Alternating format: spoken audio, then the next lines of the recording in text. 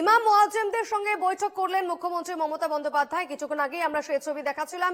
নেতাজি ইন্ডোরে বৈঠক করলেন, ইমাম মুয়াজ্জিমদের সঙ্গে বৈঠক করেছেন মুখ্যমন্ত্রী মমতা বন্দ্যোপাধ্যায় এবং এই বৈঠক থেকে বেশ কিছু বার্তা তুলে দিলেন মুখ্যমন্ত্রী।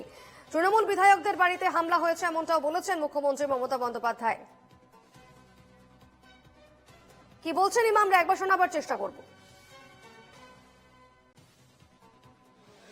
চপ্পল পায়ে দিয়ে বিএসএফরা ঘুরছে, আজকে চপ্পল পায়ে দিয়ে বিএসএফরা ঘুরছে, তাহলে এটা কি প্রমাণ হচ্ছে বলুন তো? ওরা কি আদৌ বিজেপি? অশান্তি থেমে গেছে তো, ওখানে অশান্তি নাই তো। ও অশান্তি থেমে গেছে বলে পশ্চিম বাংলার কিছু দুষ্কৃতী ৩-৪ জন তারা উঠে পড়ে লেগেছে আবার কোনো জায়গায় দাঙ্গা লাগানো যায় কি। আর আমরা ফুরফুরা শরীফের পীর সাহেবরা যখন আছি এবং বাংলার আলেম সমাজরা আছে, ইমাম সমাজরা আছে, পণ্ডিতরা আমাদের পাশে আছে, শিখের আমাদের পাশে আছে, বৌদ্ধরা আমাদের পাশে আছে, এই পশ্চিম বাংলার মাটিতে আমরা কোনোদিন অশান্তি হতে দেব না ইনশাল্লাহ। দিল্লিতে যাব আমরা এবং আমাদের সঙ্গে আলোচনা এমপি সাহেবরা করবেন, এমপিদেরকে সাথে করে আমরা দিল্লি যাব। তবে দিল্লিতে যাবার আগে আমরা ইমামদের সঙ্গে বসবো, আলেমদের সঙ্গে বসে কথা বলে আলোচনা সিদ্ধান্তে আমরা কাজ করবো ইনশাআল্লাহ। একদম একদম একদম একদম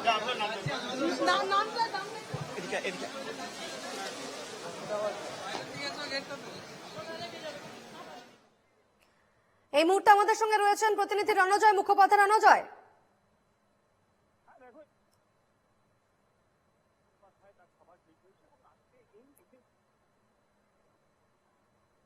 নিয়ে মমতা বন্দ্যোপাধ্যায় যে সভা করলেন সেখান থেকে কিন্তু কয়েকটা বার্তা ভীষণ ভাবে স্পষ্ট হয়েছে। যেভাবে দাঙ্গা এই যে সভা ছিল, যে মুয়াজ্জিন ইমাম বুদ্ধিজীবীদের নিয়ে মমতা বন্দ্যোপাধ্যায় যে সভা করলেন, সেখান থেকে কিন্তু কয়েকটা বার্তা ভীষণ ভাবে স্পষ্ট হয়েছে। যেভাবে দাঙ্গা সিচুয়েশন তৈরি হয়েছে পশ্চিমবঙ্গে, মুর্শিদাবাদে, সেই জায়গায় জঙ্গিপুর থেকে সুতি পর্যন্ত, এবং সেখানে সরাসরিভাবে মুখ্যমন্ত্রী অত্যন্ত গুরুত্বপূর্ণ তাৎপর্যপূর্ণ রাজনৈতিকভাবে যে সেখানে কংগ্রেসকে মমতা বন্দ্যোপাধ্যায় দায়ী করলেন। কি কারণে দায়ী করলেন? যে মালদায় ঘটনা ঘটেছে, মুর্শিদাবাদে নয়, এবং মালদা হচ্ছে কংগ্রেসের সিট।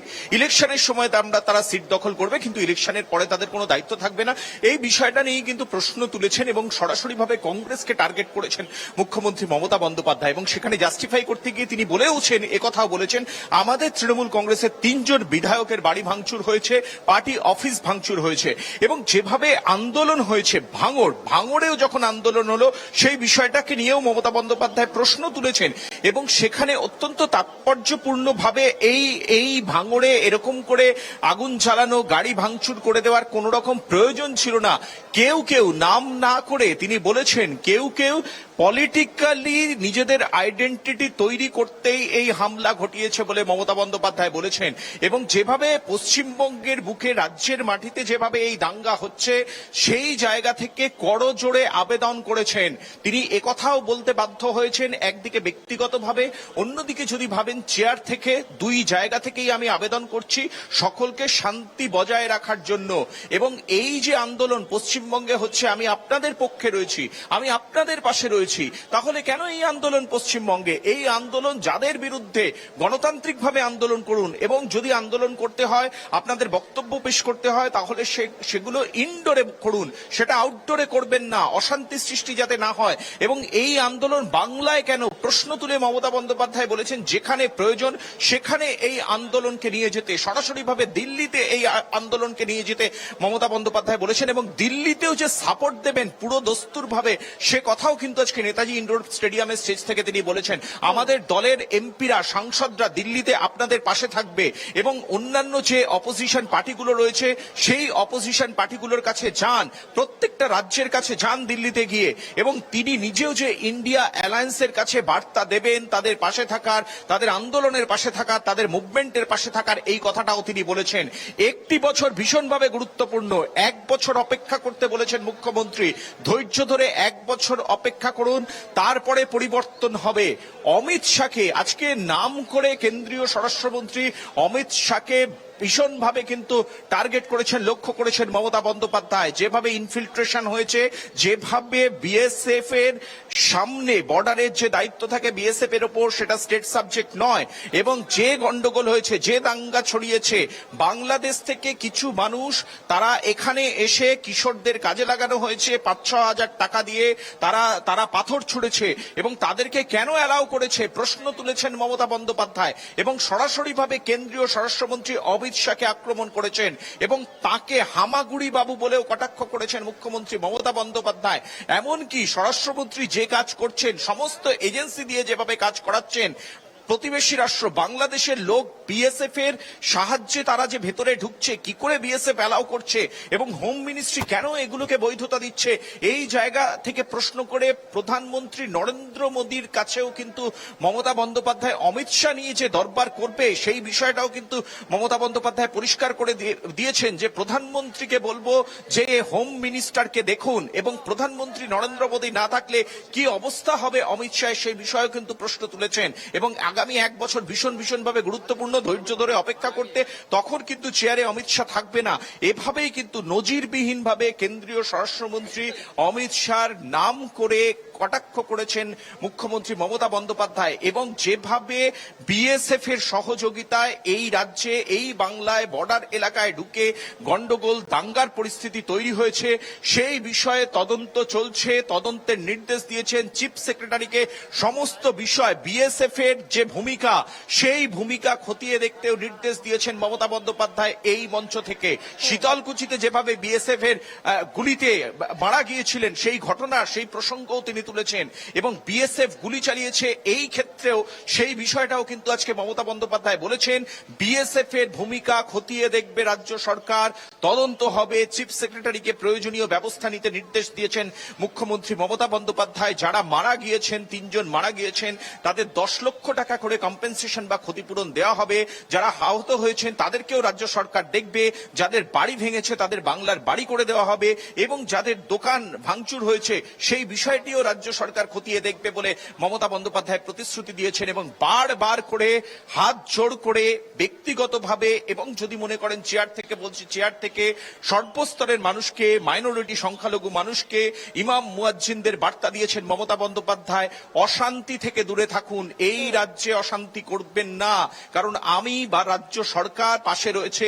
যতদিন তিনি বাঁচবেন ততদিন পর্যন্ত হিন্দু মুসলিম বিভেদ মমতা বন্দ্যোপাধ্যায় করতে দেবেন না। সংহতি সম্প্রীতির পথেই কিন্তু এই রাজ্য পশ্চিমবঙ্গ চলবে বলে সরাসরি বার্তা মুখ্যমন্ত্রী মমতা বন্দ্যোপাধ্যায়ের। এবং এখান থেকেই এই মঞ্চে আজকে এই সংখ্যালঘুদের অনুষ্ঠানে একদম, আমি তোমার কাছে আবারও ফিরবো। রণজয়, তুমি সঙ্গে থাকো, আমাদের সঙ্গে এই মুহূর্তে টেলিফোনে রয়েছেন কংগ্রেস নেতা সৌম্য আইচ-রায়। সৌম্যবাবু, কিছুক্ষণ আগে ইমাম মুয়াজ্জেমদের সঙ্গে বৈঠক করেছেন মুখ্যমন্ত্রী, সেখানে তিনি বলেছেন যে মালদা বা মুর্শিদাবাদে যে এলাকায় যে ঘটনাগুলো ঘটেছে, যে ওয়াকফ বিল নিয়ে প্রতিবাদের সময় যে বিক্ষিপ্ত ঘটনা ঘটেছে, তার জন্য মূলত কংগ্রেস দায়ী।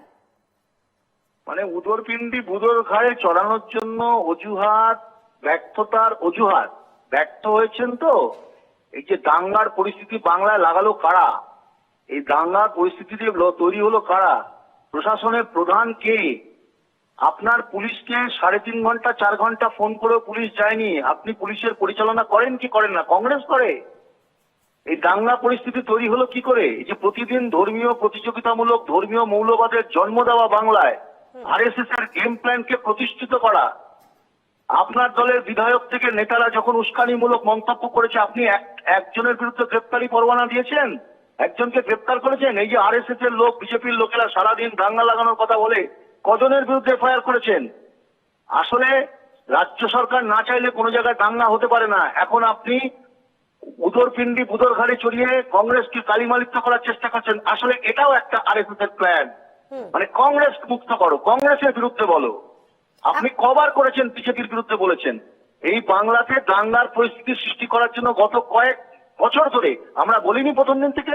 দেখুন লক্ষ্য করে, প্রত্যেক মুর্শিদাবাদ মালদায় কংগ্রেসই যাচ্ছে, প্রাক্তন সাংসদ বর্তমান সাংসদ তারা যাচ্ছে। আপনি কবার গেছেন পরিস্থিতি দেখতে? সৌম্যবাবু, আরেকটি বিষয়, মুখ্যমন্ত্রী মমতা বন্দ্যোপাধ্যায় তিনি এই যে বিষয়টি ঘটেছে, তিনি যে অভিযোগ উঠেছে যে বাংলাদেশের লোকজন এসে সেখানে পাথর ছুঁড়েছিল, সেখানে তিনি বিএসএফ কে নিশানা করছেন এবং স্বরাষ্ট্রমন্ত্রী অর্থাৎ অমিত শাহকেও তিনি নিশানা করছেন। পাশাপাশি তিনি বলছেন যে ইমাম মুয়াজ্জেমদের তিনি বলেছেন যে আপনারা দিল্লিতে যান, সেখানে গিয়ে দরবার করুন। যাকে পারে শুনুন, যাকে পারেন আপনারা বলুন, যে তাতে কোনো অসুবিধা নেই, কিন্তু দাঙ্গা হলো কেন? দাঁড়া তো আপনার কারা কারা ঢিল ছোড়ার জন্য টাকা নিচ্ছে? আপনার পুলিশ কি ললিপপ খাচ্ছিল? আপনার ইন্টেলিজেন্স কোথায় ছিল?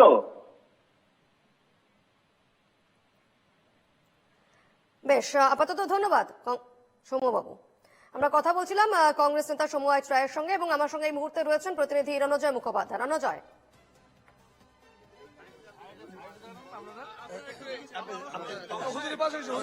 এক মিনিট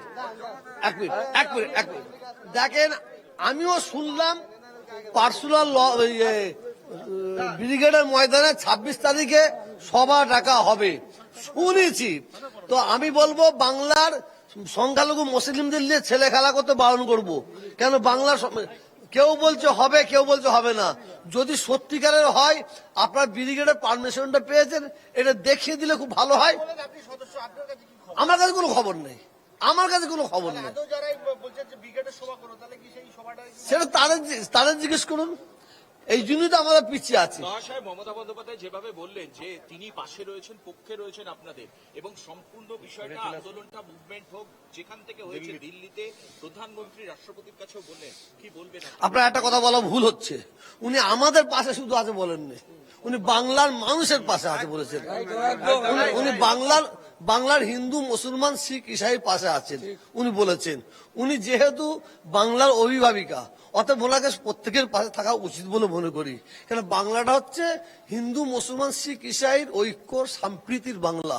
অতএব এই বাংলায় আমাদের, যেমন আমরা দেখছি না পাশে পুরোহিত কিলে বসে আছি, এই ছবিটা যে আপনারা কি ওই সাম্প্রদায়িক মনোভাবপূর্ণ ব্যক্তিকে দেখাবেন বলে আমার মনে হচ্ছে। যদি দেখান তা বুঝতে পারবে যে ওরা যতই হিন্দু মুসলমান ভাগ করতে চাক, হিন্দু হিন্দু ভাই ভাই, আর আমরা বলছি হিন্দু মুসলিম ভাই ভাই।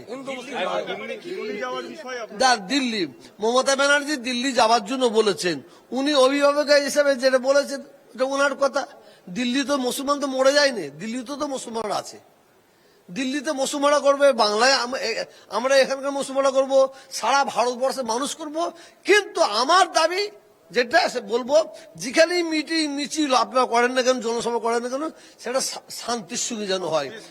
এক মিনিট, কেন কিসের জন্য বলছি, আমরা এবারে একটা খবর পেয়েছি, আমরা যখন মিটিং মিছিল নিয়ে আমরা যাচ্ছি, কিছু অসৎ চরিত্র রাজনীতির নেতা তারা করছে কি, আমাদের মতন কিছু মানুষকে মুসলমান সাজাচ্ছে, লুঙ্গি পরে, পাঞ্জাবি পরে, টুপি পরিয়ে, তাদের ঘরে ভিড়ের মধ্যে ঢুকিয়ে দিয়ে পুলিশের দিকে লক্ষ্য করে তারা ইট ছুড়িয়ে দিয়ে আমাদের দিকে আঙুল তোলাবার চেষ্টা করছে।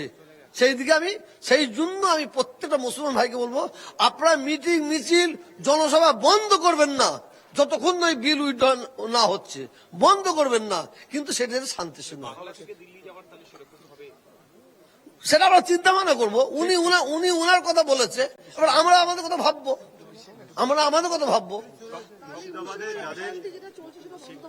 কোনটে বন্ধ হওয়াটা উচিত বলে মনে করি। একটা ফেক নিউজ কিছু বেরিয়েছে, পাঁচাটা মিডিয়া, কিছু জঙ্গি মিডিয়া বেরিয়েছে, হ্যাঁ, কিছু সাম্প্রদায়িক মিডিয়া বেরিয়েছে। তারা তো এই সাম্প্রদায়িক রাজনীতির নেতারা যত না উস্কানি দিচ্ছে, ফেক মিডিয়া, জঙ্গি মিডিয়া তার চেয়ে বেশি উস্কানি দিচ্ছে। বলছে মুর্শিদাবাদ থেকে মালদায় মানুষ চলে যাচ্ছে, মুর্শিদাবাদে আমাদের আত্মীয় আছে, মালদায় আমাদের আত্মীয় আছে, রিলেটিভ আছে। আমরা তো একটা খবর পেলাম না, ওখানে হিন্দুরা বলছে আমার হিন্দু মুসলমান মিলেমিশে আছি। সাহেব, যেটা বলা হচ্ছে যে বাংলাদেশ থেকে লোক ঢুকছে এখানে এবং বিএসএফ এর এবং সরাসরিভাবে অমিত শাহ টার্গেট করলেন মুখ্যমন্ত্রী মমতা বন্দ্যোপাধ্যায়। দেখেন, বাংলাদেশ থেকে আসছে কি আর না আসছে সেটা পশ্চিমবঙ্গের মুখ্যমন্ত্রী বলছেন, সেটা উনি দেখুক। আমরা বলবো বাংলার হিন্দু মুসলমান আমরা মিলেমিশে ছিলাম, আছে, থাকবো। হ্যাঁ, এটা পশ্চিমবঙ্গ মানে অভিভাবিকার যেটা কর্তব্য সেটি পালন করেছে। পশ্চিমবঙ্গের মুখ্যমন্ত্রী মানে উনি অভিভাবিকা, যেটা কর্তব্য সে পালন করেছে বলে মনে করে নি। আমরা কথা বলছিলাম, আমাদের প্রতিনিধি রণজয় আমাদের সঙ্গে সরাসরি ছিলেন। রণজয়, তোমাকে ধন্যবাদ।